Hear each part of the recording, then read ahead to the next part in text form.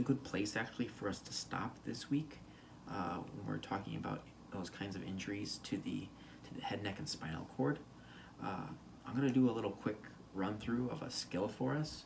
The skill is going to be working on how we're going to bandage something, as well as how we're going to utilize a figure 8 wrap. So, if you have your gloves, you can put them on, but you don't need to right now since we're just practicing at home with our loose supplies. I have some of my loose gauze and I have a marker to pretend draw an injury for me. And I have my roller bandage here. So these are the things you're going to need right now to do this little trick. So I'm going to go ahead and just take my arm here, and I'm going to turn, because most people are right-handed, I'd assume, I don't know. I'm going to turn here so you can kind of see what I'm going to do with wrapping my arm here. First off, we're going to imagine that I have a generalized wound right to my forearm. I'll put it in red right there. There's my injury. Assuming we're having a gloved hand, right? So I'm just going to go ahead and do that for us.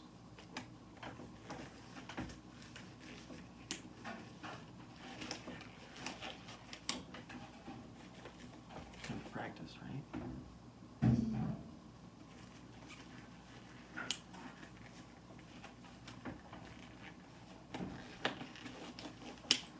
I'm going to go ahead and put that direct pressure on that wound, right? So I'm going to take a gauze, direct pressure. If you want to fold it up, whatever you want to do, it's fine.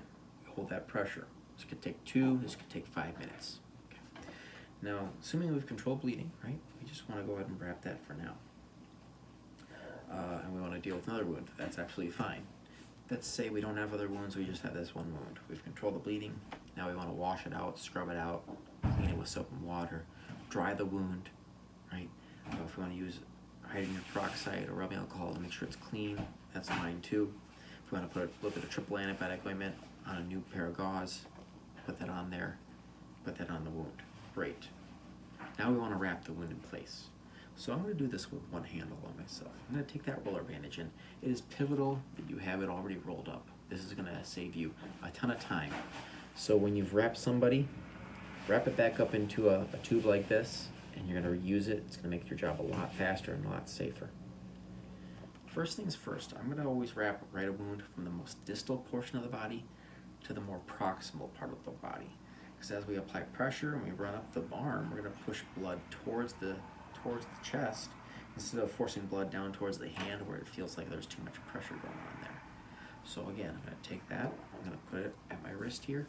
I'm going to do one loop all the way around my wrist. If you have a person to work on, this is going to save you a ton of time. But I'm just going to do this myself, so do practice on a buddy one of these days here if you can. All right, great.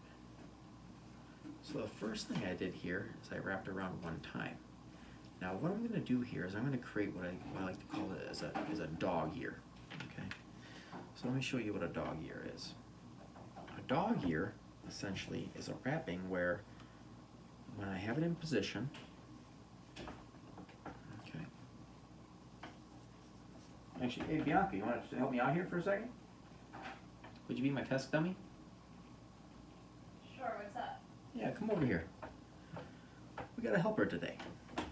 Come on over here, take a seat. You're gonna be on TV. Okay. Okay. So I just need you to extend your arm out here, so pull up your sleeve.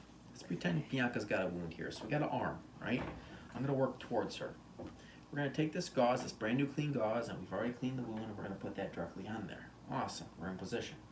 Now what we're gonna do is we're gonna take our gauze, and we're gonna wrap it around the base one time. And as we wrap it around, we can secure it in place. But did you see I didn't quite overlap it perfectly? There's this little piece hanging out from the beginning. I'm gonna take that, I'm gonna fold it over the top of the rest of it. So I'm gonna come back over the top, right where that little dog ear is that I'm holding, and wrap over the top of that. Now my bandage is secure in place and it's not gonna roll around anywhere at all. It's gonna be secure from the get-go. Now, applying a little bit of force, right, not too tight, we're gonna go ahead and candy cane it all the way up. Nice and slow. Make a little stripe. So you see we got the blue line here? I'm constantly bringing a blue line up, up, up at the equal distance, about an inch apart each time. And I'm continuing up towards the elbow, right? We're moving from the more distal to the more proximal end of the body. And then with your loose remaining bandages, yeah, if you want to go ahead and create more layers, you're welcome to do so. Go gently when you go back to the beginning, and then start striping all the way back up again. any kind of remaining bandage, you can go ahead and just pull some of that up and tuck it in place. It's not going to go anywhere, right? And that way when you want to roll it out, right, and you want to check on the wound later and you don't want to waste this, you can go ahead and roll it all back in position. You don't have to worry about, oh, it's all unwrapped, I don't know what I'm going to do. It's very frustrating. Take your time now, roll it back up, you'll be good to go. We're getting there, we're getting there. So you guys go ahead and pause that or keep going with this. Let's see who gets faster.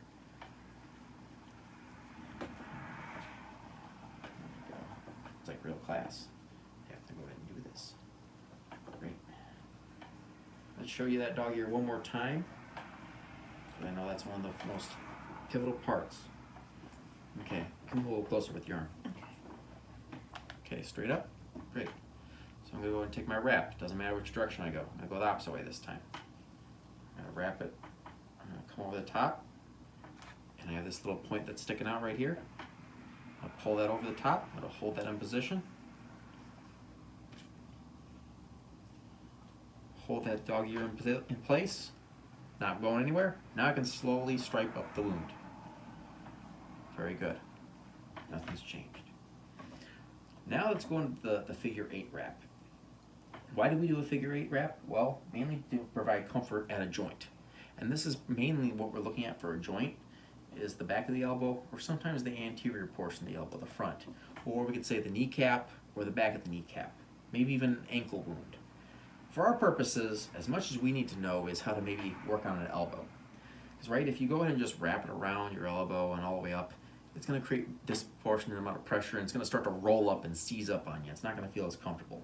Let's go ahead and work on an elbow. So if I could see your elbow, that would be fantastic. Very good. All right, do we see the elbow here? So what we're going to do is we're going to pretend that we have a wound here, and we're going to cover this wound. Right? The first thing we would always do is have our gauze. So we can have our person go ahead and hold their gauze in position since it's their wound. That's no problem at all. Right on your elbow. Perfect. Now again, we're going to go over below the elbow. So we're going towards the hand a little bit. We're going to create our dog here first and foremost. Flip it over the top of it. Roll around it one more time. And it's in position, held. Now what I'm going to do is I'm going to go at an angle out towards her shoulder. So I'm going to go underneath the elbow right here. And I'm going to go towards the gauze. And as I go towards the gauze, I'm going to go over towards the upper arm.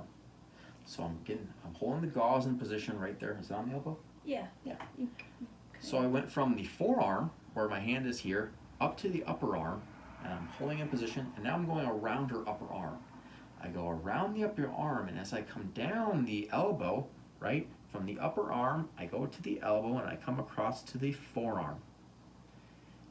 Now, by coming across, I'm going to have to wrap around the forearm again. And as I'm coming around the forearm, I'm going to go back towards the elbow.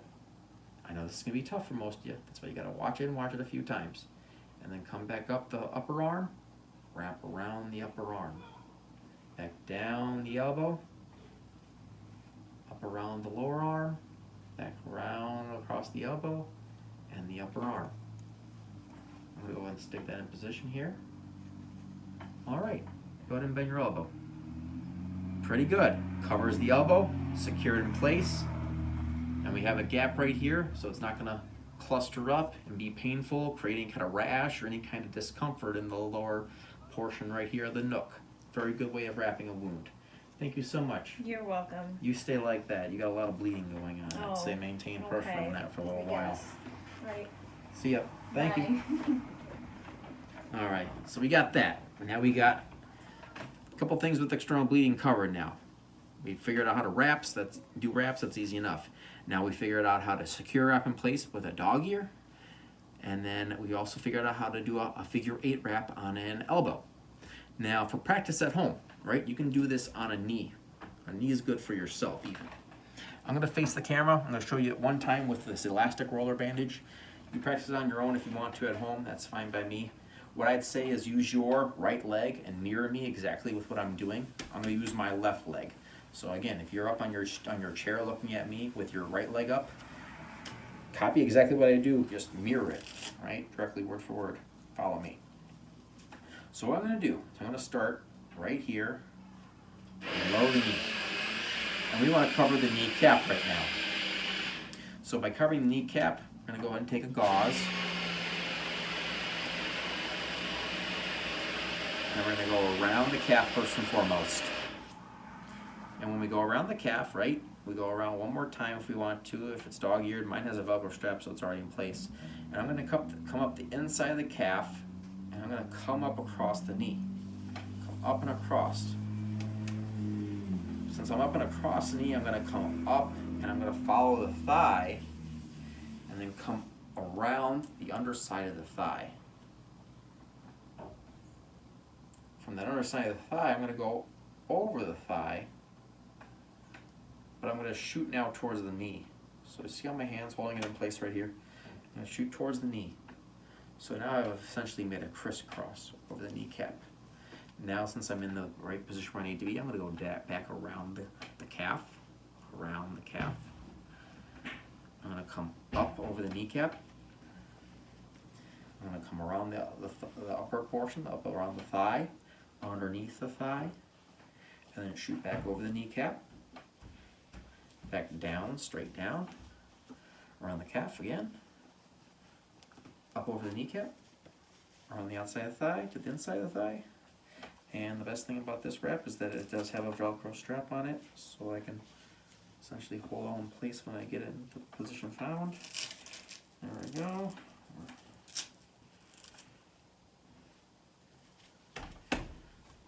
Well, don't smack anyway, but you get the gist of it. So I have open space in the back,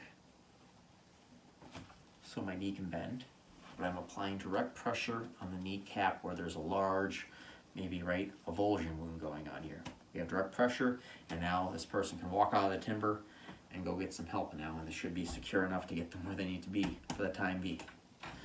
So we covered figure eights again with the knee, we covered figure eights with the elbow, we covered dog ears with any other type of wound.